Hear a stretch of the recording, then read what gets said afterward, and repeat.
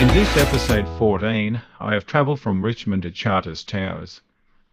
I did intend to stop at Huon and to check out the Flinders Discovery Centre, but the town was booked out, so I headed off to my next stop, Charters Towers. There's Richmond there, there's Huon, that is 118 kilometres, and come along the Overlanders Way up to Charters Towers, that is 244, so that made around 60 odd kilometres for the day. I wonder why. This seems to me to be stating the obvious.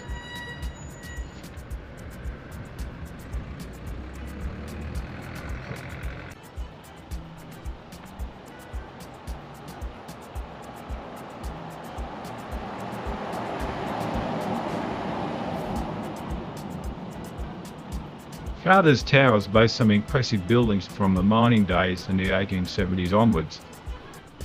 Because of the mining boom, Charters Towers was once the largest town outside of Brisbane.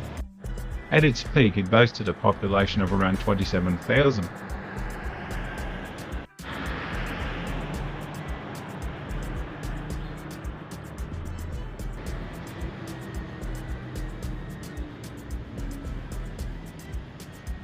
The stock exchange was the only one outside the capital city of Brisbane. According to the locals, these derelict buildings are heritage listed. It became too expensive to repair the buildings, so they simply left. Because of the listing, they can't be demolished. While on one hand an eyesore, they did create much character in the streets.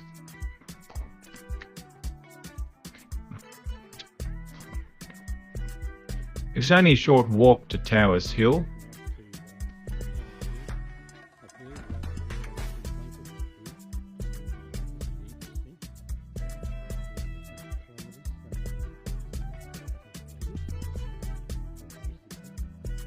The first picture is of the North Australian mine where gold was first discovered. The second is telling us that 30 bunkers were constructed to store ammunition, bombs, fuses and so on for the Second World War. Some of the bunkers utilise existing tunnels from the mining.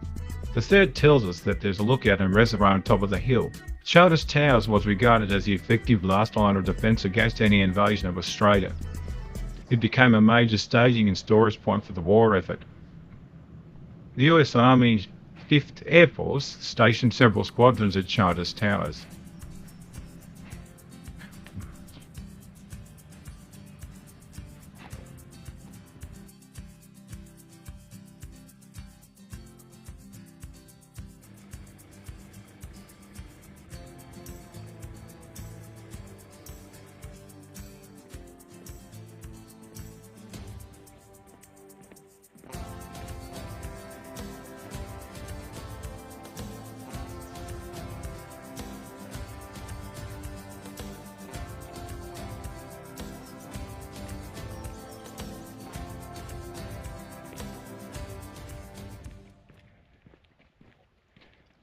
Some bunkers have audio-visual displays, but it was difficult to shoot effective footage.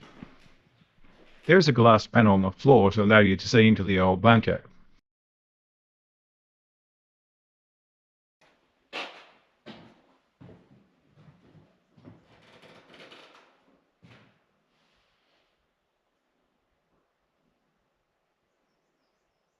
Us Yanks feel so very welcome.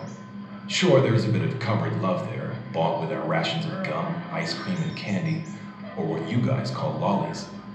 But when a 9-year-old kid walks up to you and says, "Excuse me, sir, I saw the B-25 bomber Lil Bell take off this morning, but I didn't see her land this afternoon," you have to find a way to answer the question. It's real hard. Real hard.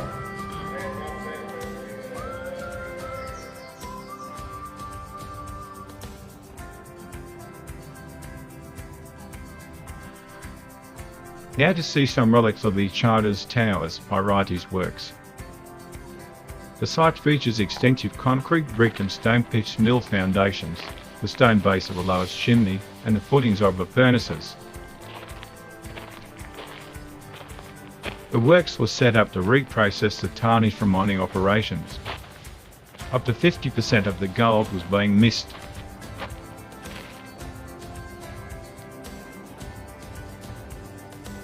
remnants of the old chimney.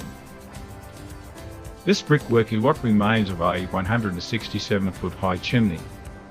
It was demolished during the Second World War as it was seen as a hazard to flying operations. Further, it could have been used as a landmark for enemy forces. The Pyrites Works was designed to process gold from deep sulfide ores, which were too rich in sulfur to be treated by early gravity mills alone. The works initially used the chlorination process to extract gold with chlorine gas and other chemicals. They later adapted to the more efficient cyanide process. The ore was crushed, roasted in a furnace which produced fumes vented by the torch, and leached to extract the gold. Now to walk around to the base of the works at the bottom of the hill. There are many mining artifacts and malachite in this area. The works are situated on the east side of Towers Hill and utilise this hill slope to gravity feed the ore through the plant.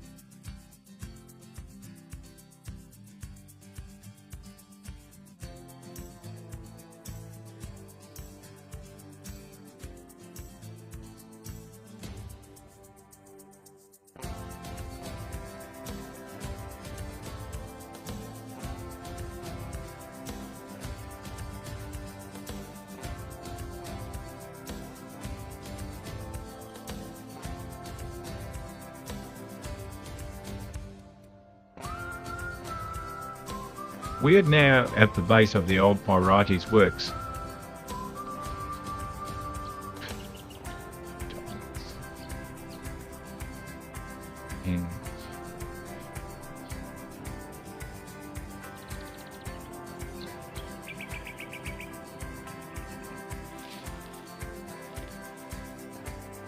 Here we have an overgrown adit, where the roof is partially collapsed. Souls braver than me have left their mark.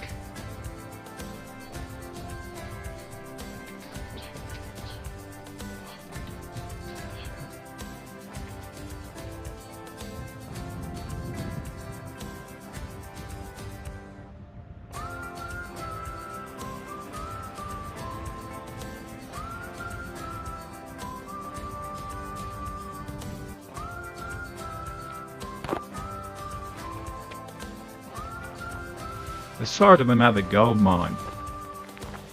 A perfect spot to be infested with snakes. Here Mossman and his prospecting party discovered gold in 1871. Then came the rush, with people flooding in from all over. The gold was primarily held in rock, so crushing the ore was necessary to extract the gold.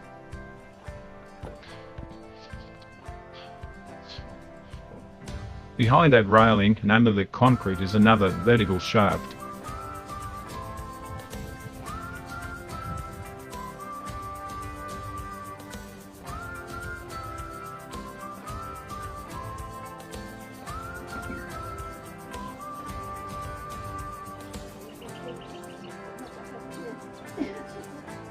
This is the site of the Wyndham No. 3 shaft on the Day Dawn block. It is one of 9 open shafts in the Charters Towers area. Now better with this camera, better than what you see through the viewfinder. Yeah, put it on a computer and bring it up and you go, wow. Yeah. Well, I don't, but other people might. I don't know how far down it goes, but it's... Wow. I pity the glass is dirty. So we're right underneath this? No, we're on top of it. On top of it. I mean, That's we're, the yeah, goose. sorry. Oh, you can't see. Time to visit the Venus Battery. It is some distance to the mill from town.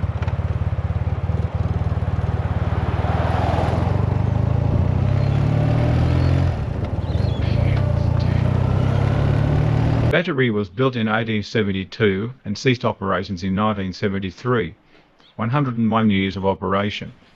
In its lifetime it produced 15.5 tonnes of gold. Imagine boring in the highway 100k in this. Out here today, eating himself a machinery lease, marked there on the map on the wall. But he had the same problem you had. He had to trudge all the way back to Ravenswood. He had to register his claim with the government too. But he got back, got his claim registered, then scouted around for a mill to bring here, found one in Townsville, sitting on the wharf, been brought to Australia from England. So he organised for that mill to be carried from Townsville to here. They commenced moving the mill in late May 1872. They commenced crushing here on site on the 16th of July 1872. The mill operated pretty well continuously from then through till March 1973. Mill these days owned by the state government. Called the People's Mill, as it crushed ore from the general public. The mill was set up on Gladstone Creek, as it was the only reliable flow of water.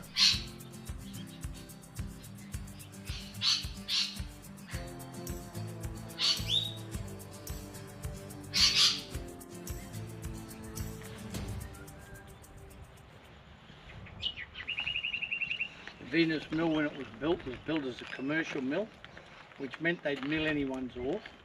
So to keep a track of what came to site, they used a weighbridge. What'd happen is you turn up with your buggy, your cart onto the weighbridge, you'd go. Tally officer record the weight on the scales in the shed. You then make your way around the roadway to the battery, unload your material. Your buggy or cart would come back to the weighbridge.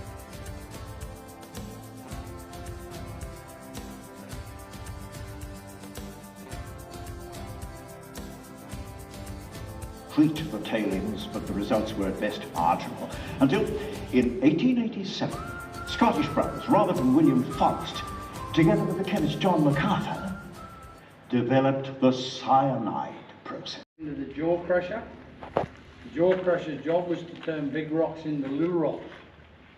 As the little rocks fall out the bottom of the jaw crusher, the bucket elevator would scoop them up, take them and put them in the bins above our head.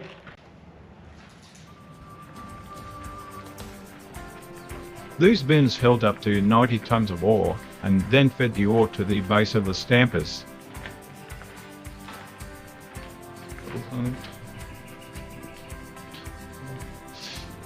Screens. Left-hand screens removed so you can see inside the stamp box. Anything that's fine enough that comes through the screens, stampers crushed it down.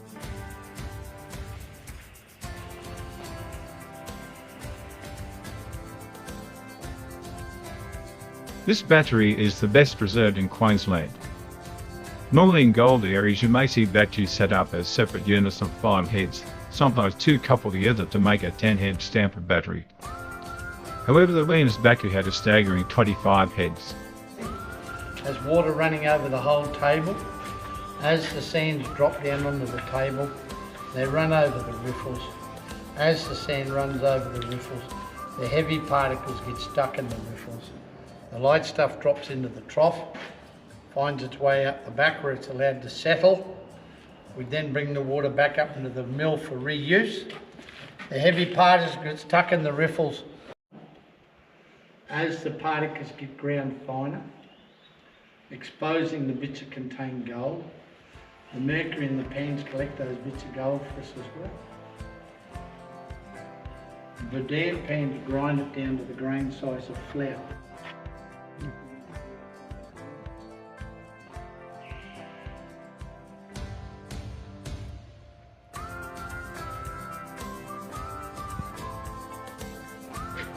Mercury vapour enters the condenser. The condenser cools the vapour down, turning it back into liquid mercury, collected in our bucket for reuse. After the retort's been on the heat a little while, we come and have a look. No more mercury dripping in my bucket. So we pull the retort off the heat, we let it cool down, we'd open it up, and inside we'll have what's called a lump of sponge gold. Imagine a big pile of golden coloured sugar. because that's just what it looks like. It's all little specks of gold sitting there in a pile, because all we've done is heated enough, made the mercury go away, leaving everything the mercury's collected behind. But sponge gold's fragile. If you squish that, little bits of gold will go everywhere. So we take our lump of sponge gold up to our assayist, and he'll turn it into what's called a doré bar. Bar of gold containing gold and other metals.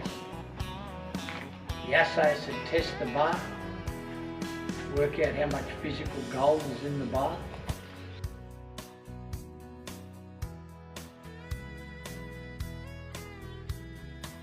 It took 1 day. They got stirrers, mixers in them, got the oxygen through for the chemical process. You only take 1 day. Still use zinc to recover the gold.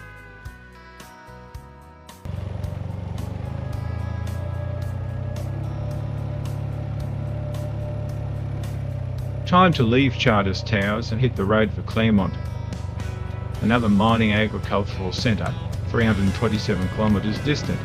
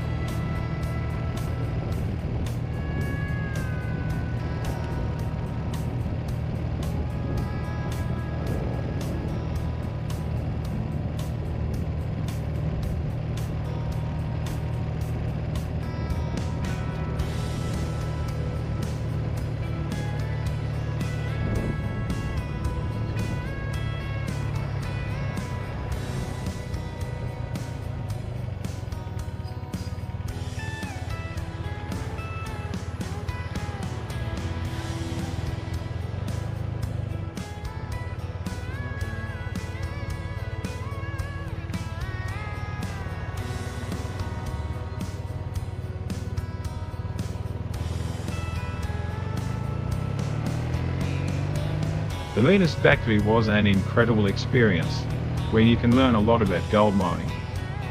In its lifetime, the battery produced 15.5 tonnes of gold. In today's money, with gold at around $6,000 AUD an ounce, that equates to $3.25 billion. It is no wonder that the town became wealthy. The next video will be set around Claremont.